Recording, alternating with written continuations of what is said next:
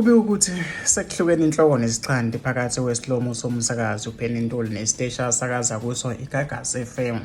UPenny ujoyine iGagasi FM ngo-2022 ngemva kokufaka ividiyo esakaza emotweni esho nokuthi ufisa ukuba yingxenye yalesi siteshi. Wethula-ke uhlelo uhlelo iGagasi FM Top 40 noHizi noHizi njalo-ke ngomgqibelo ekuseni kuvele ukuthi izingxoxo mayelana nenkontileka entsha okumele-ke iqale ngenyanga ezayo zifikele kwangqingetshe nokuholela ekutheni-ke kuhlukane. Njengamanje-ke isiteshi silungiselela unyaka omusha kwezokusakaza oqala-ke ngo-1 April. Okhulumela isiteshi okhulumela isiteshi uKhuleka Nshando uthi akukho kazokuphawula ngoba-ke izinguquko ezinhlelweni zabo bazozimemezela-ke ngesonto elizayo.